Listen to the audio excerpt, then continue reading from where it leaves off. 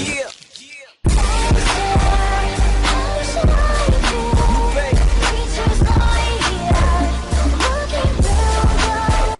Hey, salut à tous, c'est James, bienvenue dans cette nouvelle vidéo sur Photoshop CS6. Dans cette vidéo, je vais vous parler d'une petite nouveauté de Photoshop CS6 qui est en fait le filtre peinture à huile. Donc on va voir ça tout de suite. Donc on regarde déjà ce que ce filtre permet de réaliser. Donc voilà, donc l'image avant et l'image après utilisation du filtre. Donc on va voir ce qu'on peut faire avec ceci. Donc je vais supprimer juste l'image, la dupliquer pour qu'on puisse revoir. Donc je vais aller dans filtre ici, ensuite peinture à huile, pardon. Donc on voit qu'on a différentes options, des options pour la forme et l'éclairage. Donc on va commencer par le plus petit, l'éclairage. Donc l'éclairage en fait ici on a la brillance, qui permet en fait d'accentuer un peu certaines parties, notamment les parties ici et là.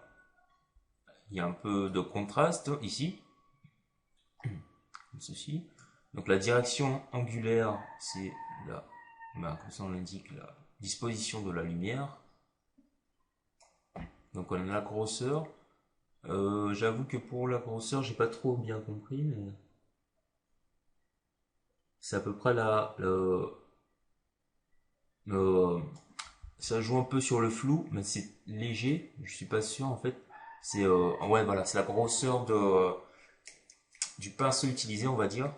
L'épaisseur en fait, les pinceaux. On a l'échelle. L'échelle, là par contre, je ne saurais pas trop quoi dire. Je n'ai pas encore bien saisi le placement. Je vois pas trop de différence par rapport à l'échelle. La netteté ici, pour se rapprocher un peu plus d'une image réelle ou vraiment donner un effet peinture à huile, vraiment un effet saccadé, enfin saccadé si on peut dire. Voilà, cet effet. Et la stylisation, donc c'est cet effet ici. On va dire que c'est en fait le bout de la pointe utilisée.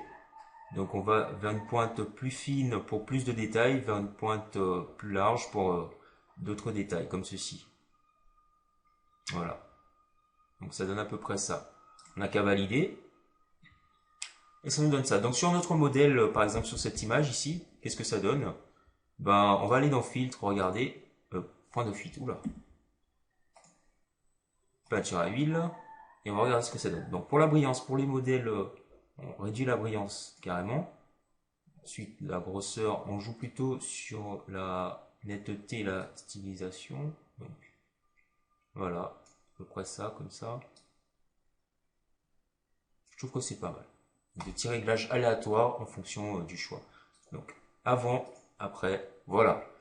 Si vous avez aimé ce petit quick tip tuto, partagez, aimez et peace out.